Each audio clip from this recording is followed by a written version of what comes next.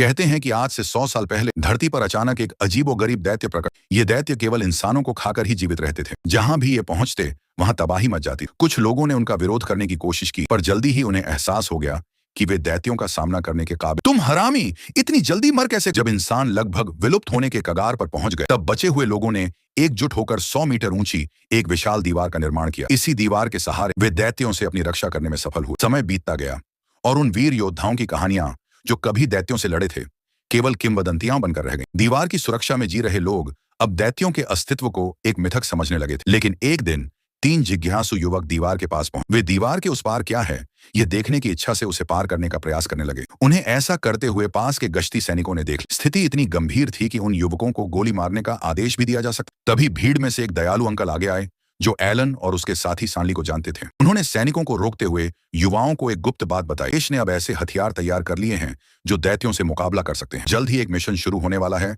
जिसमें बाहरी दुनिया की खोज की जाएगी और अगर वे चाहें तो इसमें शामिल हो सकते हैं। इसी बातचीत के बीच अचानक जमीन बुरी तरह कांपने लगी। भयंकर झटकों से दीवार दरकने लगी और सभी ने ऊपर देखा तो पाया कि एक विशाल धुएं से भरा सिर दीवार के ऊपर से झांक रहा था।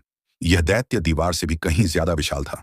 उसकी ताकतवर चोटों से दीवार से बड़े बड़े पत्थर टूटकर गिरने लगे और गश्ती सैनिकों की तरफ उड़ने लगे। दीवार गिरने की कगार पर थी। फिर अचानक दैत्य गायब हो गया, जैसे वह धुआं बनकर विलीन हो गया हो। लेकिन दीवार में एक बड़ा छेद छोड़ गया। समय बीतते ही और भी दैत्य अंदर घुस आए। वे बिना किसी भाव भंगिमा के बड़े ही भयावह दिख रहे थे। सैनिकों ने तोपें उठाकर उनका मुकाबला करने की कोशिश की, पर गोले उनके शरीर पर बेअसर साबित हुए।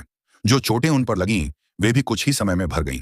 सैनिक फिर से हमला करने की तैयारी कर ही रहे थे कि दैत्य उन पर टूट पड़े। एक सैनिक को दैत्य ने उठाकर जिंदा निगल लिया। धीरे धीरे सभी सैनिक मारे गए और अब दैत्य शहर के आम नागरिकों की ओर बढ़ने लगे। लोग जान बचाने के लिए इधर उधर भागने लगे। इस भगदड़ में एलन को जबरन एक शरण स्थल में धकेल दिया गया, जबकि उसका मित्र सांडली एक बच्चे को बचाने के प्रयास में बाहर ही रह गया। एलन सांडली को बचाने के लिए बाहर जाना चाहता था, लेकिन शरण स्थल में मौजूद लोगों ने उसे दरवाजा खोलने नहीं दिया।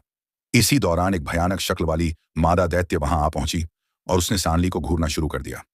एलन सब कुछ अपनी आंखों के सामने होते हुए देख रहा था, पर कुछ कर नहीं पा रहा था। अचानक एक जोरदार धमाका हुआ, जिसका फायदा उठाकर एलन बाहर निकल भागा। बाहर आकर उसने देखा कि सांडली और वह मादा दैत्य दोनों गायब हो चुके थे। जब एलन पीछे मुड़ा तो पाया कि वह शरण स्थल अब एक दैत्यों के लिए मुफ्त भोज का स्थान बन चुका था।